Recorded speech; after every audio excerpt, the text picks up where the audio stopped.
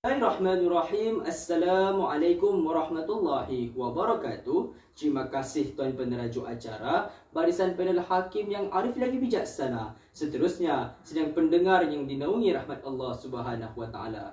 Berdirinya saya di sini, ingin saya sampaikan sebuah syarahan berpandukan tinta dan wacana golongan intelektual bertajuk Menghargai Nilai Kemerdekaan Negara. Sidang hadirin sekalian, tak kenal maka tak cinta. Izinkan saya menerangkan definisi maudhu syarahan saya pada hari ini. Takrif kemerdekaan menurut pandangan Tun Dr. Mahathir Mohamad menyatakan merdeka bukan sekadar bebas daripada cengkaman kuasa dan minda penjajah.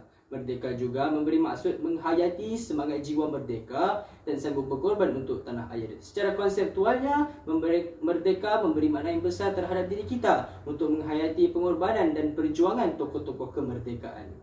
Hadirin dan hadirat yang dirahmati Allah, meneliti fokus saya yang pertama di bawah kata kunci kemerdekaan membendung gejala sosial. Tanggal 31 Ogos merupakan tarikh keramat buat seluruh rakyat Malaysia. Sudah lebih 60 tahun kita merdeka daripada cengkaman penjajah. Namun, momen hari kemerdekaan ini dicemari dengan golongan belia yang terlibat dengan pelbagai masalah gejala sosial seperti lumba haram, pesta liar dan pelbagai kegiatan jenayah lain. Seperti mana dikatakan oleh Ketua Polis Johor dalam Keputusan Malaysia bertarikh 2 Disember 2020 menyatakan hampir 99% pelaku jenayah dan mangsa merupakan pelajar sekolah menengah berusia lingkungan umur 15 hingga 18 tahun. Perkara ini berlaku disebabkan kurangnya penghayatan golongan remaja terhadap sejarah perjuangan kemerdekaan. Oleh itu, peranan semua pihak untuk menggembali tenaga bagi memupuk minat mereka menghayati kemerdekaan melalui penganjuran aktiviti yang menarik seperti medan syarahan ini. Kesannya, golongan remaja kembali celik akan sejarah perjuangan kemerdekaan negara. Benarlah kata-kata Marcus Garvey, orang yang tanpa pengetahuan sejarah ibarat pohon yang tiada akar. Jelaslah bahawa didikan sejarah dalam kalangan anak muda mampu memberi sinar masa hadapan negara. Bergerak kita ke fokus yang kedua di bawah kata kunci rakyat bersatu, perpaduan terbina. Mafhum ayat Al-Quran dalam surah Al-Hujurat ayat 10 berbunyi, sesungguhnya orang-orang beriman itu bersaudara, maka damaikanlah antara kedua saudara kalian itu dan bertakwalah kepada Allah supaya kalian mendapat rahmat. Gagasan Satu Malaysia yang pernah dibawa oleh Perdana Menteri Malaysia kelima sangat menekankan elemen perpaduan. Hal ini kerana perpaduan ibarat bom jangka kepada kemerdekaan sesebuah negara.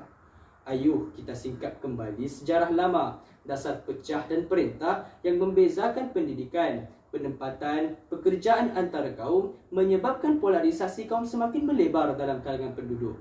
Natijahnya, tiada kesatuan dan perpaduan dalam kalangan rakyat menyebabkan tanah Melayu begitu mudah dijajah oleh Jepun. Oleh itu, penghayatan kemerdekaan perlulah ditekankan dalam kalangan rakyat, khususnya melalui aspek pendidikan. Bak kata pepatah, beluntur buluh, biarlah dari rebungnya. Izaharlah bahawa perpaduan dan persaudaraan rakyat perlu dijaga demi kelangsungan kemerdekaan yang kita kecapi. Sidang hadirin anak pertiwi, fokus saya yang ketiga ialah ekonomi dijana, negara harmoni. Sehingga ke detik hari ini, negara kita terus dipacu ekonomi dengan jayanya. Strategi ekonomi yang mantap telah direncana demi kesejahteraan bersama. Buktinya, pelan pemulihan negara telah dirangka khas bagi menghidupkan kembali ekonomi yang runtuh setelah wabak pandemik COVID-19 melanda negara. Mafhumnya, dalam surah Ar-Ra'd ayat 11, sesungguhnya Allah tidak akan mengubah nasib suatu kaum kecuali kaum itu sendiri yang mengubah apa yang ada pada diri mereka.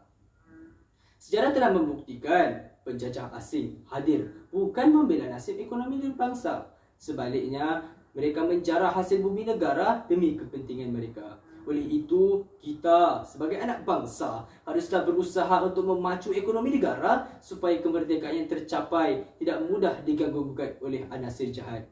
Kehebatan anak bangsa terbukti apabila berjaya membawa negara keluar daripada krisis ekonomi Asia 1997. Jelaslah bahawa pembangunan ekonomi yang mampan mampu melestarikan kemerdekaan yang telah dicapai.